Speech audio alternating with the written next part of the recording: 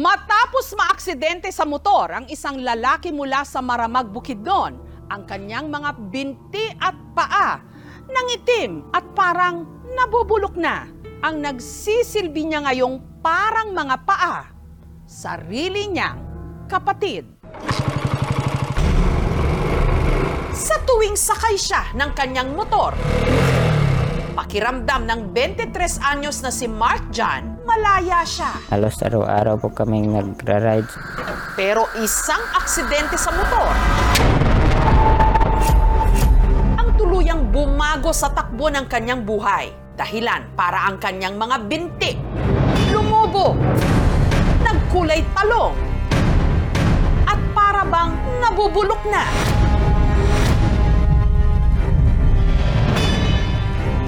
Ang binata tuloy ngayon tila bilanggo sa sarili niyang kama.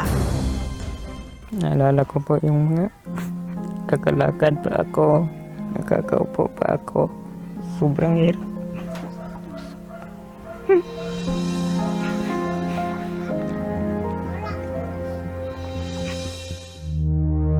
Sa kubong ito sa Maramag, Bukidnon, nakatira si Mark John. 5 taon na siyang tila isa ritong preso. Ang kanyang mga binti at paa madalas daw namamanhid. Kaya kahit mga simpleng bagay, hindi niya nagagawa. Pagkatapos ng operasyon, hindi na ako makatayo, makaupo, makagalaw na, nakatagilid, hindi na rin. Ang nagsisilbi niyang mga paa ang nakababata niyang kapatid na si Jeboy. Naawa lang ko. Naluoy kong kuya, di man siya kalakaw. Patagay po ng birahado ako kamot. Tapos akong likod nol. Masa pa. Tapos akong likod nol. Pinupunasan po muna yung likod ko para hindi po kasi makati yung likod ko. Okay.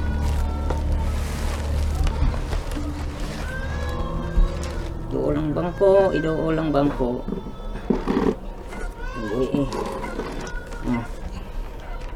Nakaalalay rin si Jeboy sa tuwing maliligo ang kanyang kuya Mark John. Kay patong man sa bangko, yung tiil.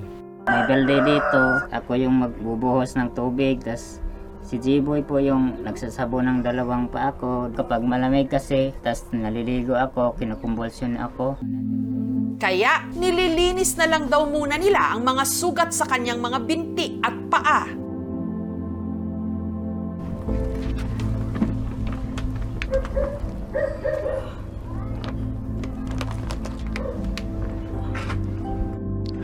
Kapag ganun na ini-sprayan ka ng alcohol, masakit ba?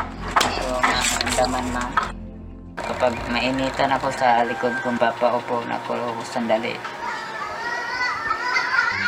Para mapreskuhan ang kanyang kuya, kumukuha si Jeboy ng dahon ng saging at inilalagay ito sa likod ng kanyang kapatid.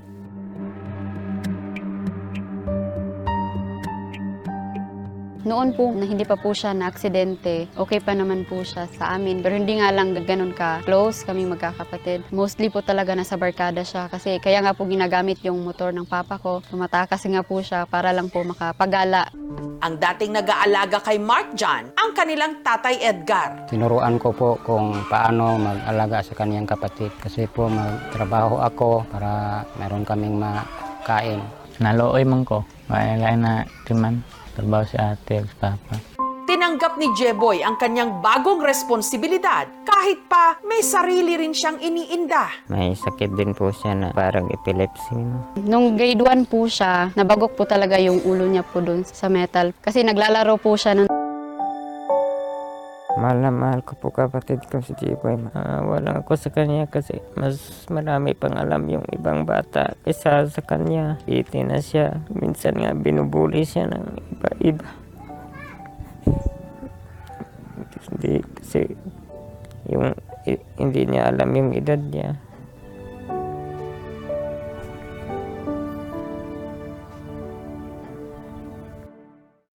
Si Mark John pa naman daw sana ang mag-aalaga sa kanilang bunso kung hindi lang nangyari ang sakuna.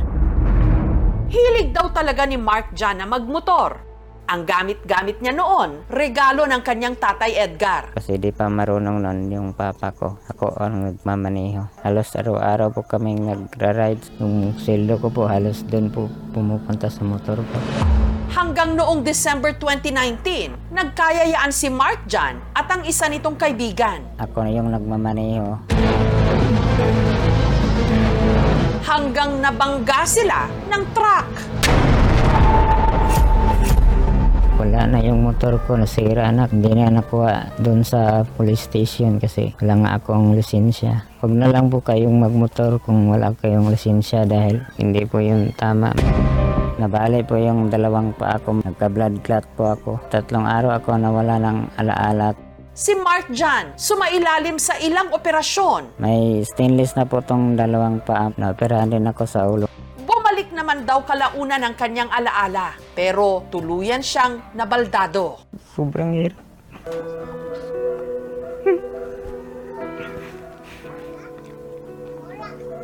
Naalala ko po yung kakalakad pa ako, nagkakaupo pa ako. Hindi pa lang sana ako naging ganito. Ang kanyang mga binti naman, nagka-diferensya. Lumalaki ng lumalaki. Una sa paa, umana sa hita, tapos dito sa legs, tsaka sa umitim. Sobrang hirap.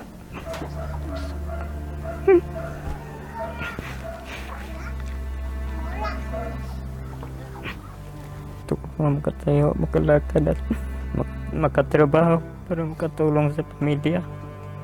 Hindi pa naman ako nawala ng pag-asa. Gagaling pa ako sa tulong ng Diyos.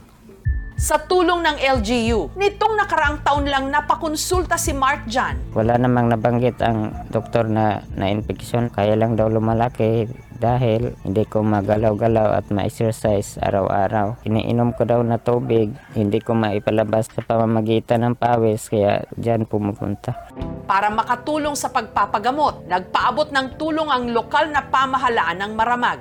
At upang mas maging komportable sa kanyang paghiga, niregaluhan din nila si Mark Jan ng kutsyon. If ever after admission, ma-discharge na, pwede lang yun kung request nila doctor para at least nila dyan makatanaw sa progress sa pag-heal sa imuang sama.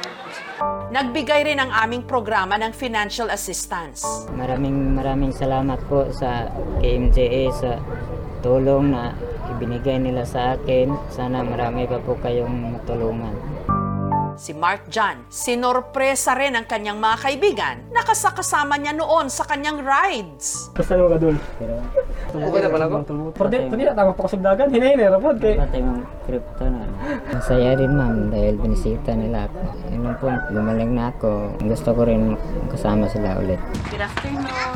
He was brought to NMMC for another hospital admission. So doon na-manage naman ang patient. Tapos nung nakauwi, wala na namang follow-up. Kailangan na talaga ng pasyente na madala sa hospital. Nitong Huwebes, ipinakonsulta ng aming team si Mark Jan.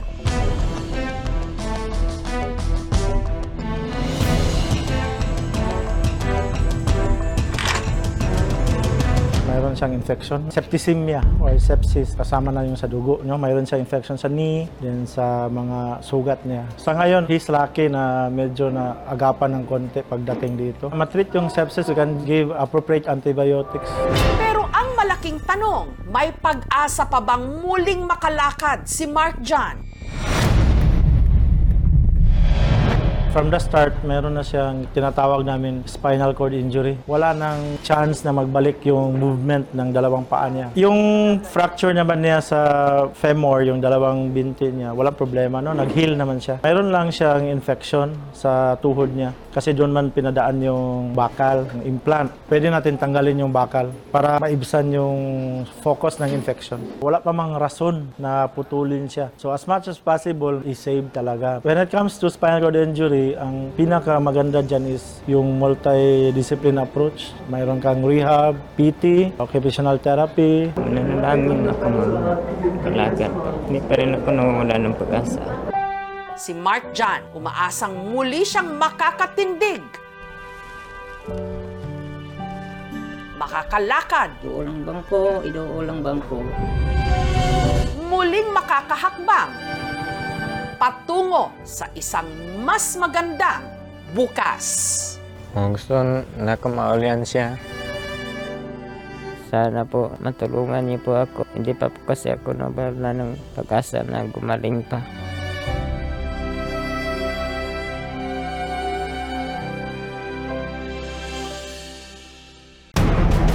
Ang inihaw na octopus na ito, agad niyang nilantakan kahit umuusok-usok pa. Ganti na po, Ihaw! Sa tuwing sabaw ang kanyang titirahin, parang vacuum kung kanya itong sipsipin. At kahit pa halos mabilaukan na, tuloy pa rin ang pagsimot niya sa giant isda. Grabe ka ba? Ay, mga idol, kahit ay mga idol. Kung lumantak siya sa kanyang mukbang videos, akala mo wala nang bukas. Siya ang sikat na mukbang vlogger mula Mindanao, si Dongs Apatan. Ulam natin ay mga idol, ginataan na ubod. Sarap mga idol. Pero kamakailan lang, may nakagugulat na ipinost. Ang kumalat na espekulasyon, namatay raw si Dongs dahil sa pagmumukbang. Ito mga idol, ulam natin, taksiw na ulo. Pagmumukbang nga ba talaga ang dahilan ng kanyang kamatayan? Mukbang. Yan ang naging bukang bibig para sa mabilisan at maramihang pagtsibog sa kung ano-anong pagkain na ginagawa ring content sa social media. Ayon sa mga kumalat online, ang video raw na ito ang dumali kay Dongs. Mga idol, kain tayo mga idol. Ito ulam natin mga idol, ulo ng baka. Kung saan makikita siyang bumabanat ng pinakuluang buong ulo ng baka. Sobrang lambot mga idol. Ang balat ng baka na puno ng taba, isinausaw niya sa suka. Pati mata ng baka, hindi niya pinatawad. Mata. Sa dulo ng video, makikitang ang kalahati ng ulo ng baka, sinimot pa niya.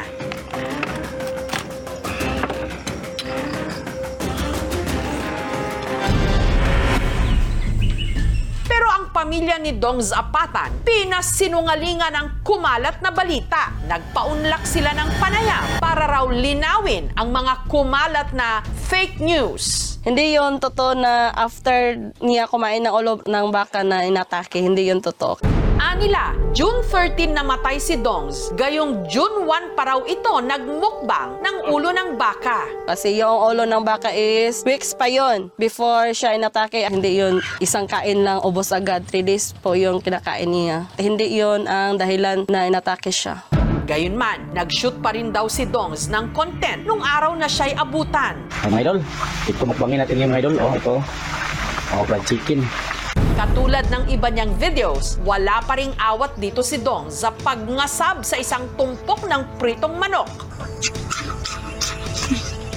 Pero sa video, mapapansing parang may iniinda na siya.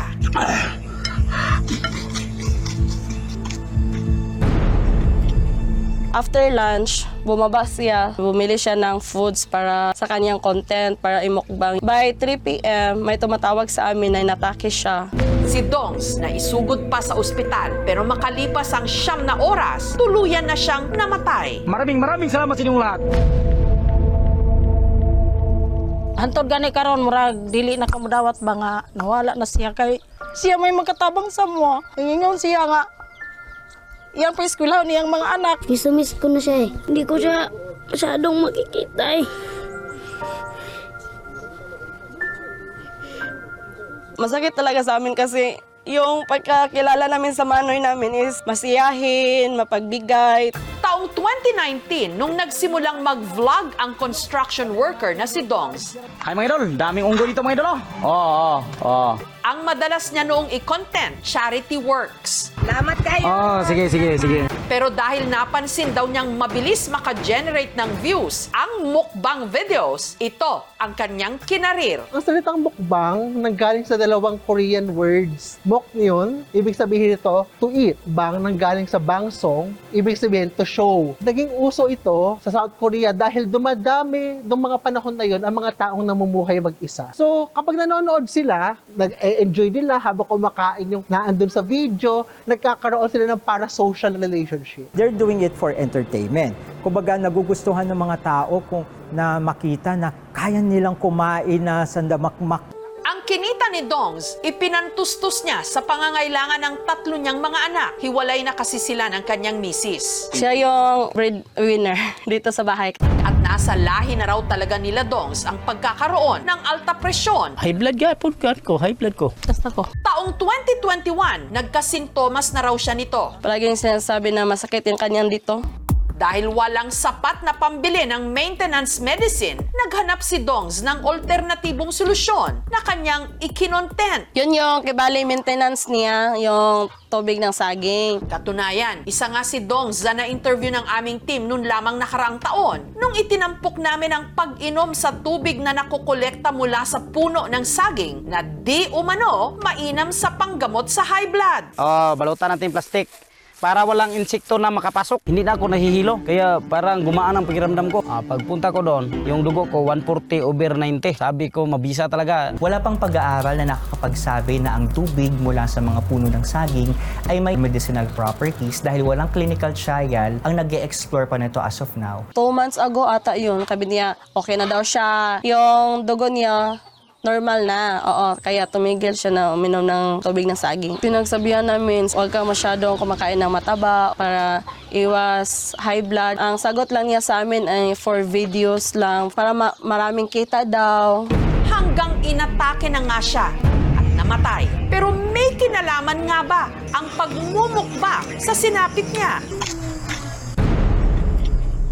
Ayon sa doktor na tumingin kay Dongs, ang naging sanhi ng kanyang pagkamatay, left hypertensive bleed with herniation syndrome. Si Dongs nagka-brain attack. Si Dong, talagang comatose siya, hindi siya makapagsalita. Herniation syndrome, yung sobrang daming dugo, tutulak niya yung utak pababa. Kasunod na nun, shutdown na yung respiration, tsaka yung pagtibok ng puso. Then, death na yung kasunod mo. Yung lifestyle ng pasyente is the #1 determinant para sa magkaroon ka ng ganitong klaseng sakit. Ang nangyari kay Dongs, ikinaalarma ng DOH o ng Department of Health. Kaya ipinanukala nila na i-ban na ang mga mukbang content. Tinitignan po ng Kagawaran ng Kalusugan kung anong naangkop na paraan para ma-regulate ang mukbang. Kasama sa tungkulin ng DOH ang tinatawag na health promotion. Ito po ay maaaring mapunta sa eating disorders. Buong community po ng mukbangers ay naalarma. Kung talagang magkakaroon po ng batas, susunod naman po kami mga mukbangers. Pero sana po magkaroon ng malalimang dialogo pagdating po dito. Paalala naman ng eksperto para maiwasan ang brain attack at iba pang sakit na kaakibat ng labis na pagkain. Lagi raw tandaan ang tamang plate ratio. Ang kalahati ay dapat napupuno ito ng glow food, prutas, gulay, at yung 1/3 nito ay dapat ito yung meat sources. At ang kalahati nito ay nahahati sa go food. Babay, huli na ko. Please, tigilan niyo na po magbabash kasi namatayan po kami. Kailangan namin is comfort, hindi pang babash. At sa lahat ng aking mga viewers, followers at supporters, maraming salamat sa inyong lahat. Ingat kayo palagi. Thank you for watching, mga kapuso. Kung nagustuhan niyo po ang videong ito, subscribe na sa GMA Public Affairs YouTube channel. And don't forget to hit the bell button for our latest updates.